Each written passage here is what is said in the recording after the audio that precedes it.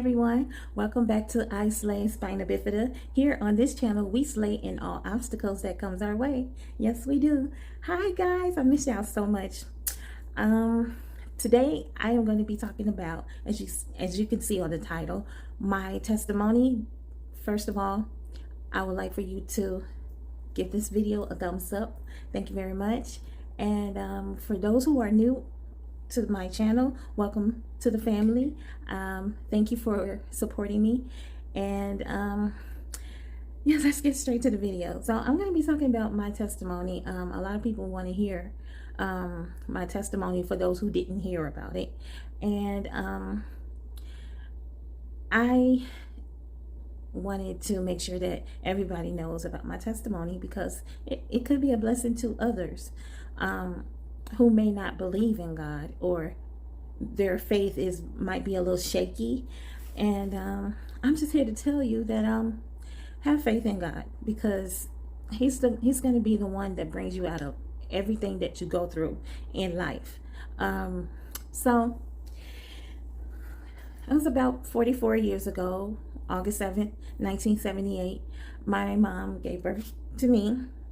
And before she gave birth to me, my father had I wouldn't say it was a dream, but, well, I guess you can't say it's a dream, but he knew that it was something going on with me, because he kept asking my mother when she was carrying me, oh, is the baby okay? Are you okay? And my mom, every time she would come from the doctor's appointment, and my mom would say, yeah, the baby's fine. The doctor said the baby is healthy.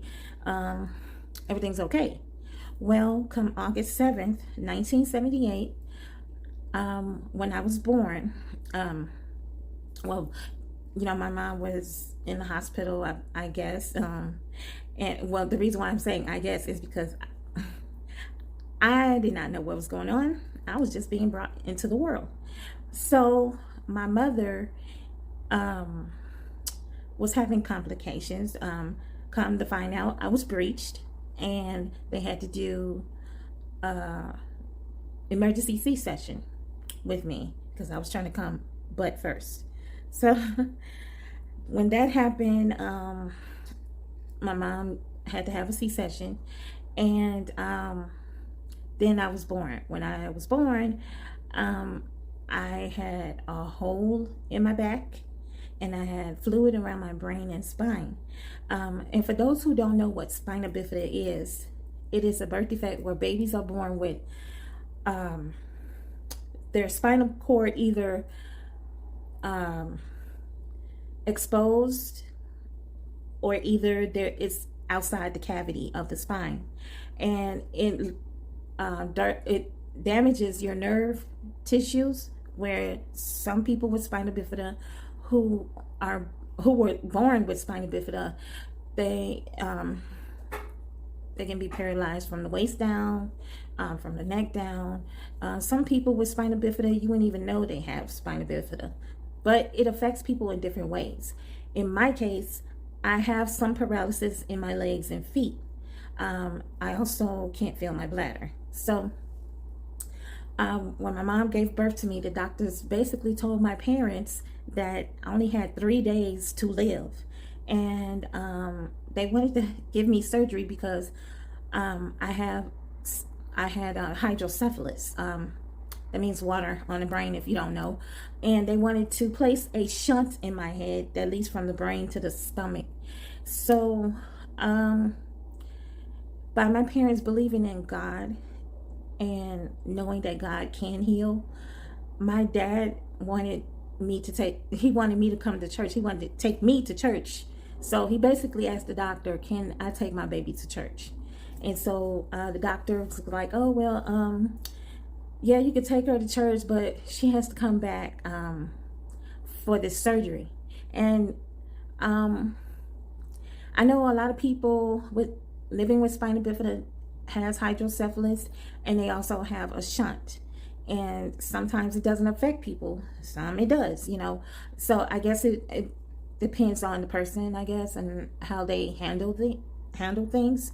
But the way the doctors back in the day explained to my mother and father, I was supposed to have this surgery so they can place this shunt in my head. If I lived past 3 days, then I was only going to live a year. Sorry for the siren. You guys, I live not too far from a hospital, so sorry about that. But yeah, so they basically told my parents I was going to last a year if I lived past 3 days. And then they went on to say that I would have to have a shunt replacement every year, because every year I'm growing, you know what I'm saying? So here's this tiny baby getting ready to have surgery, placing a shunt in my head. Mind you, let me say this too, I've already had major surgeries. They had to close the opening in my back, and then I had surgery on my legs and my ankles and feet. So that was already going on. My mother couldn't hold me when I came out the womb. I was placed, I guess you could say it's an incubator. I don't know if it was an incubator, but she couldn't hold me. They had tubes all over my body. I didn't go home right after, you know how the mother and the child, they stay in the hospital for a few days and then they go straight home. That was not the case with me. So however, my mother went home, but they would have to come and visit me in the hospital. And I was airlifted to, at the time it was called Children's Memorial Hospital here in Chicago. Now it's called Lurie's Children's Hospital. But basically my parents were devastated, of course, and they just wanted to take me to church and pray for a miracle. During this time, my mom prayed to God, and she asked God, can you either heal my daughter or take her home with you, because she didn't want me to suffer. And at the time when I was a kid, I'm like, my mom wanted me to go home to God. You didn't want me to live, But as I gotten older and I've seen people, friends passed away from complications from Spina Bifida, I understood why she said that prayer. So by my parents believing, and strong believers, and praying to God, God basically healed me. I am 44 years old now, and I'm telling you, miracles happens every day. It does. It happens every day. You just got to trust and believe in God, and never doubt him. Never doubt him. Don't help him. Only thing you can do is pray and believe and put it all in God's hands, because he will do what he said he will do. It wasn't man that saved my life. It was God, because man said that I only had 3 days to live.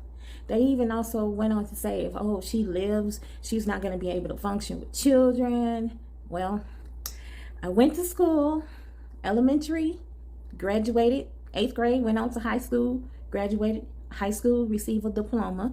So there's no limit when it comes to God. No limit at all. And I have my own apartment. I'm doing just fine. Yes, I do go through some trials and tribulations, sickness in my body, but who doesn't? That doesn't mean I have to stop living or stop believing in God, because I believe God, he's a healer, and I know he's going to completely heal my body. And it's been a lot of things that's been going on with my body, and not saying that it's easy, because life is not easy, especially when you're living with a disability. It's not easy. It's not. I have my share of crying and wanting to give up, but not giving up, because I know what God can do. I know the power of prayer, and I'll just keep pushing. I never give up. And when I feel like I want to throw in a towel, I immediately go into prayer, because God is real. He's real. He's a waymaker. He's a healer. He's a doctor. He's your lawyer. He's everything. And that's all I wanted to share with you guys for today. I just wanted to share and let you guys know that miracles happens every day. God can heal. He can bring you out of sickness. Whatever it is that you want him to do in your life, it could be something with your finances, your marriage, your relationships with your friends, anything. Anything is possible when it comes to God. He's there. He's there, and he will never forsake you. Never forsake you. So I hope you guys enjoyed this video. Again, don't you forget to like, share, and subscribe. And always remember that I love you, but God loves you even more. Until next time, you guys. Bye. Mwah.